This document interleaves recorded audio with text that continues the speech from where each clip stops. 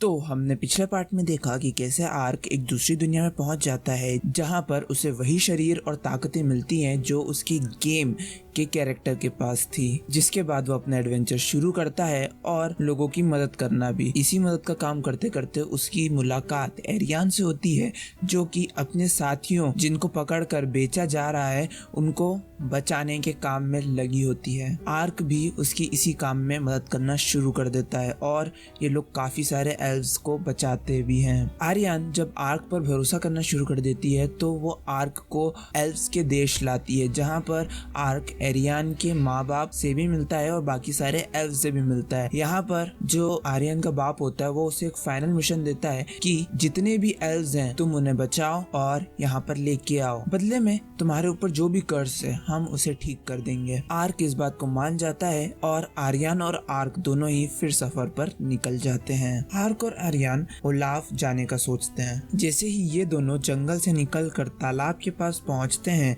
Arc को अपना सबसे बड़ा डर ड्रैगन फ्लाइज दिखती हैं जो उसके पीछे पड़ जाती हैं। अब तुम दुनिया में सबसे ताकतवर जादूगर हो फिर भी तुम ड्रैगन फ्लाई से डर रहे हो, तो क्या ही कहा जा सकता है। इसके बाद ये लोग गांव पहुंचते हैं जहां पर ये आने वाले जंगल को कैसे पार करना है इस बारे में बात करते हैं। ये जंगल के बीच से जाने वाले थे पर इनकी बात सुनते हुए वहाँ की वेट्रेस उन्हें बताती है कि 10 से ज्यादा लोग जंगल के बीच से ही गए हैं और वो गायब हो गए क्योंकि वहाँ हॉन्टेड वॉल्व्स आ गए हैं। लेकिन इसके बावजूद भी ये जंगल के बीच से जाने का ही फैसला करते हैं। अब इनकी कहानी ऐसी चल रही होती है। दूसरी ओर हम यूरियाना को भी देखते हैं जो कि ग्रैंड डची के लिए अपना सफर शुरू कर रही होती है ताकि वो एल्व्स से बात कर पाए। अब वापस आ जाते हैं आर्क एंड ग्रुप पर। जंगल में चलते चलते आर्यन आर्क को बताती है कि हॉन्टेड वॉल्स की जो पूंछ होती है उसकी मदद से काफी अच्छा कपड़ा बन सकता है और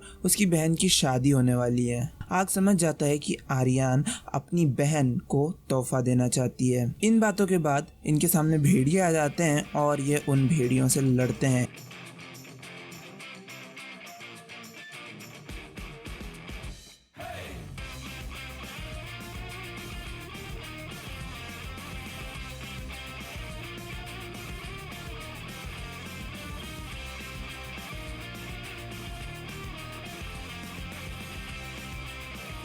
आर्क भेड़ियों के मुखिया से लड़ता है। आर्क भेड़िए के पैर पर वैसे ही रिंग देखता है जो जेंट बेसिलिक के पैर पर थी।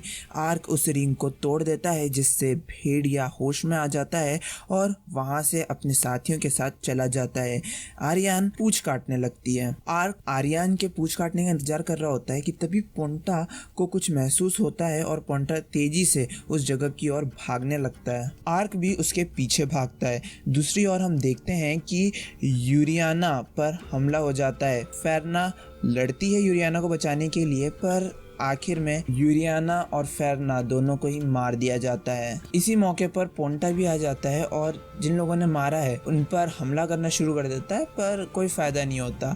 लेकिन उसके पीछे पीछे जब आर्क आता है वो ये सब देखने के बाद इन सभी को बड़े प्यार से मौत की नींद सुला देता है। लेकिन अब यूरियाना मर चुकी थी तो आर्क इंसान को जिंदा करने वाला जादू इस्तेमाल करता है जो कि काम भी करता है और यूरियाना वापस से जिंदा हो जाती है। लेकिन यूरियाना उठे उससे पहले ही आर्क वहां से चला जाता है। आर्क एरियन के पास पहुंचता है। एरियन अपना काम कर चुकी होती है तो ये लोग फिर से ओलाव के लिए निकल जाते हैं। जब ये पूरा सफर करने के बाद ओलाव में पहुंचते हैं तो आर्क को वापस से वही निंजा वाली लड़की मिलती है जो कुछ लोगों को हवा की सैर करा रही होती है। वैसे इस लड़की का नाम चियो में है। तो होता यह है कि चियो में खुद को जिनशिन क्लैन से बताती है।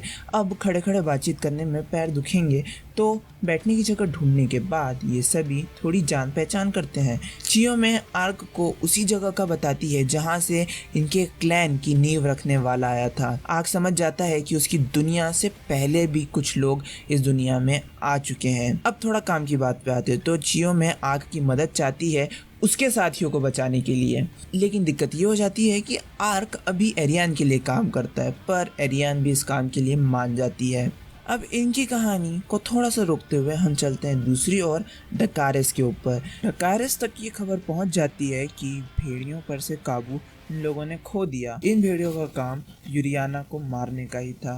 सेंट्रियन जो उसका सलाहकार होता है वो बोलता है कि तुम्हें लगता है किसी ने उनकी रिंग तोड़ दी और यूरियाना अभी भी जिंदा है।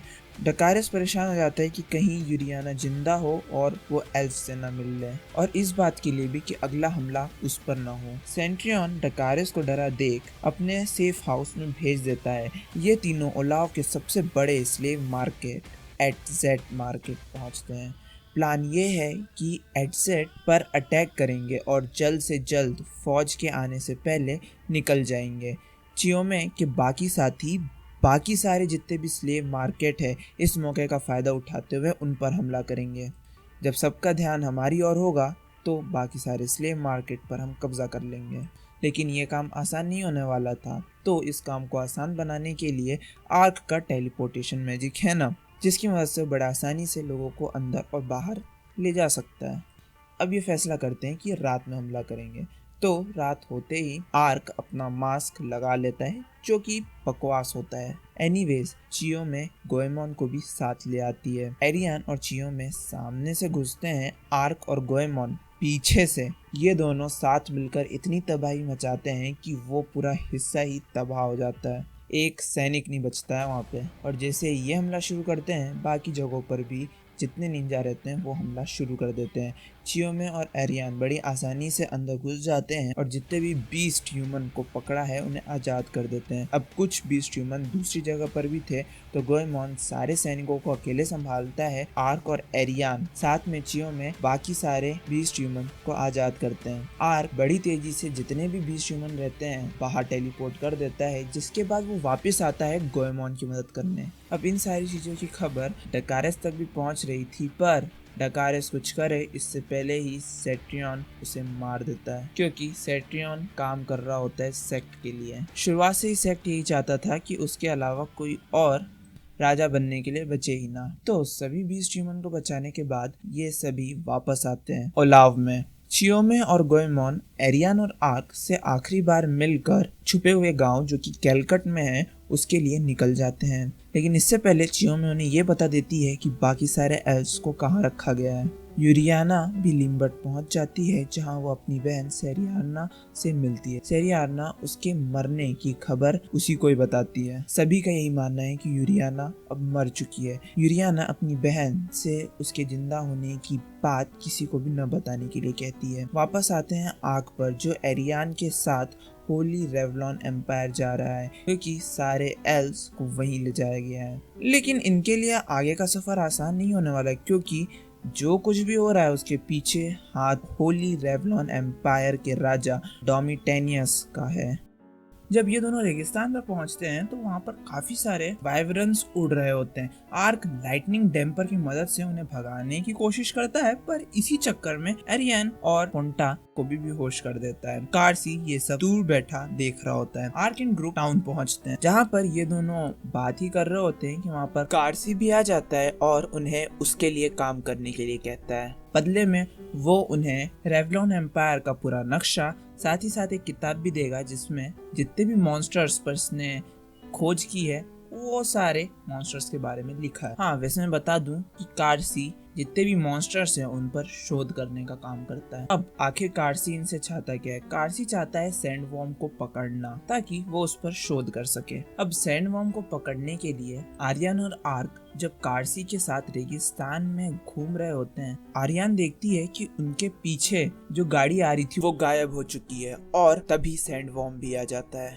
और सैंडवॉर्म उन पर हमला कर देता है। लेकिन आर्क के लिए कोई बड़ी बात नहीं, वो सैंडवॉर्म को अच्छे से पटक पटक के पूरा धो देता है। कार्सी अपने वादे के मुताबिक इन्हें इनका इनाम दे देता है।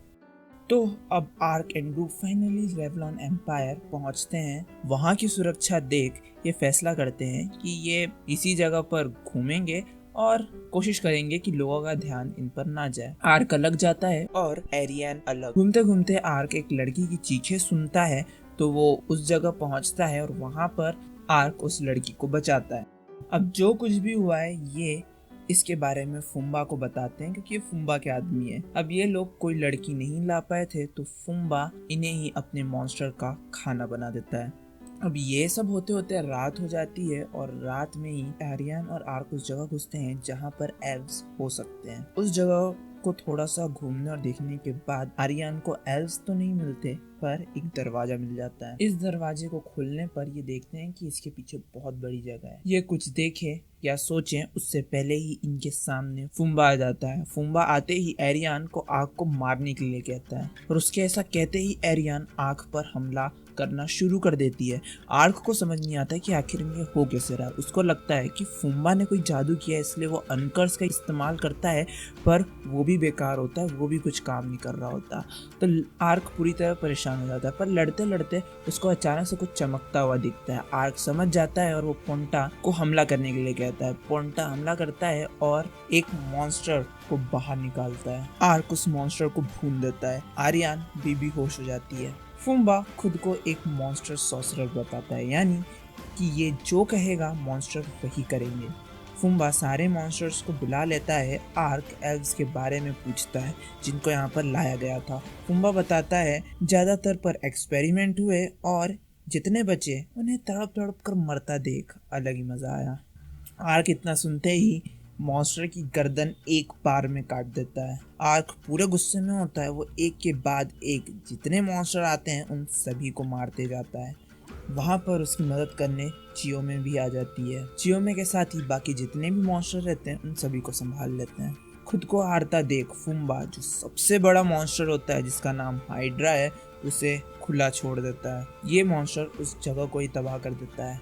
फुम्बा भले ही रेवरन एम्पायर के राजा के लिए काम करता है, पर इस बात की परवाह किए बिना वो हाइड्रा को टाउन की ओर छोड़ देता है ताकि वहाँ के सारे लोगों को ये खाना बना सके। एरियन को होश आ जाता है। एरियन और चियोमे फुम्बा को सबक सिखाने के लिए जाते हैं और आर्क हाइड्रा का नाम सत्य करने। आर्क शुरू में जोरदार मारता है। हाइड्रा ब्रेथ से हमला करता है, पर आर्क पर कोई असर नहीं होता। आर्क जजमेंट जितना बड़ा हमला करता है।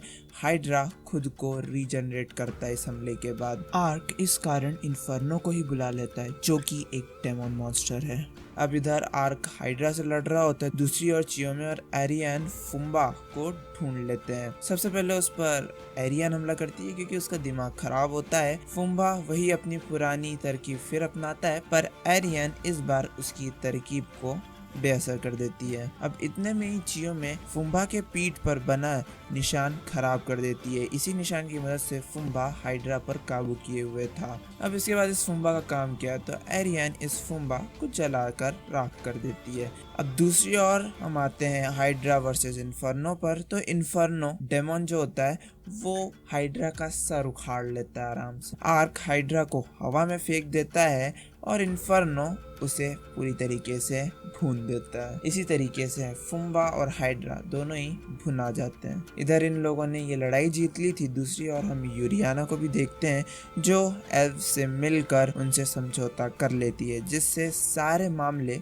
सुलझ जाते हैं। आर्क, आर्यन और चियोमे लड़ाई के बाद साथ में चल ही रहे होते हैं कि आर्क अपना हेलमेट उतार कर चियोमे को डरा देता है। और इसी के साथ ये वीडियो भी एंड होता है। Thanks for watching.